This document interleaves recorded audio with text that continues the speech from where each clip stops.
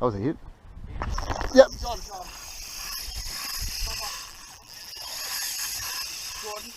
G'day guys and welcome back. So continuing on my theme of doing videos on like gear reviews and things like that this summer, what we're doing today is we're going to be discussing knots.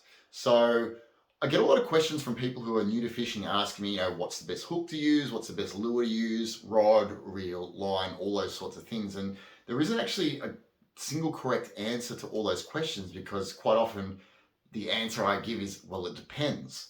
However, there is an answer to the question I get, what is the best knot to use? As I believe the real answer to that question is the uni knot. So guys, I've been using the uni knot now for, God, it must be at least 25 years. And I've been using for everything from little 300 gram trout up in the mountain streams, all the way up to chasing 300 kilo blue marlin out on the Pacific Ocean. And it's never ever failed me. Now, if you aren't familiar with the knot itself, it's essentially a hangman's noose that they used to tie way back in the day when they used to give men a short drop with a sudden stop, so to speak.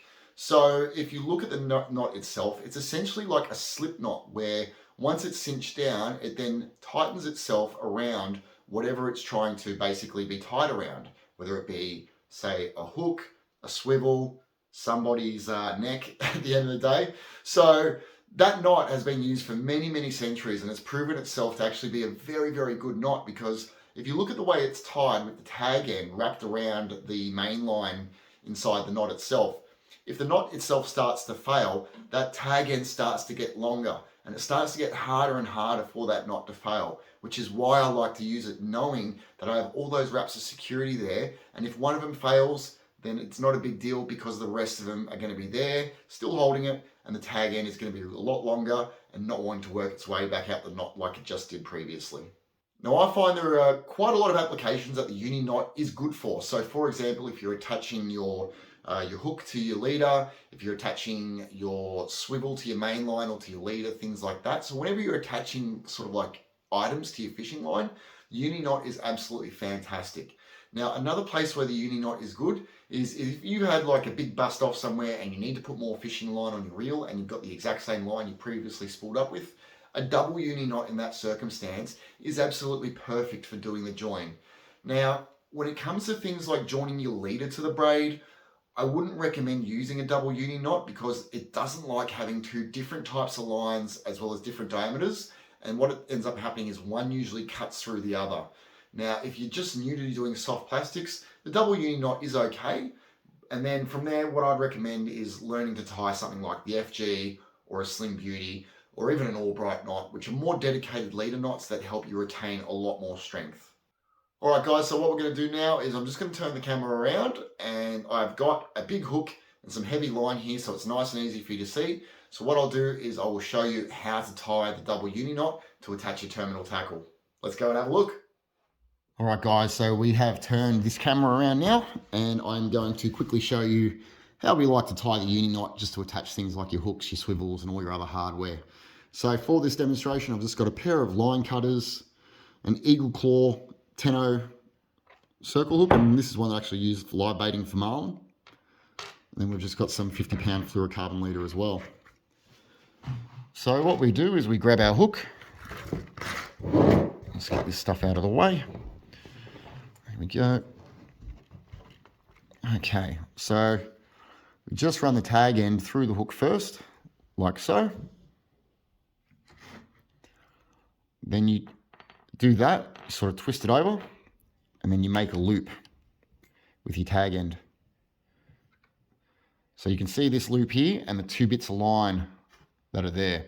So what you're going to do is you're going to take this tag end and you can keep wrapping it through these two bits of line here. So 1, 2, 3, and just for this demonstration, I'm using 4 wraps. Now, I would recommend anywhere from 5 to 8, and that is good for all breaking strains. Use less wraps on heavier line, and then you use more wraps on lighter line. But just for this demonstration, I'm only going to do 4 wraps in there.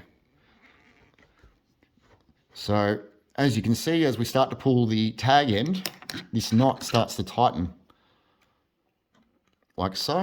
Now you can grab it like this, and there, if we look closely, that is the noose. Now, it doesn't look that clean, but as you pull it up tighter, it will actually clean up. Now, at this point, I would lubricate that knot. Now, you can use water, but I just use saliva. But again, this is just a demonstration, so I'm not going to worry about it. So this is how the hangman's noose works. As it tightens and it slides down around whatever it's trying to bite onto, like so. And that is tight. That knot is locked in there. Now, if this tag end, as I mentioned, wants to start working its way back out the wraps, it gets longer. We'll just trim it off first, but you can trim this very close because of that. So I've got that trimmed off fairly close. And if that knot wants to fail, that tag end will just back wrap its way out and the tag end will get longer. And because we've got so many wraps there usually, the knot stays locked and it doesn't fail. So that is absolutely the best knot that I can recommend for tying on your hooks and your swivels. Guys, if you got one that you think is better, please leave it in the comments below. I'll go check it out and I might do a video of it if it's any good. But yeah, I've been using this for 25 years and that is the best connection that I believe you can use. So if you like this one, guys, please like, share, comment, and subscribe. Yep, this summer, guys, I'm going to have more gear reviews coming up. And yeah, I might even cover a few more things on knots and rigs as well. Cheers.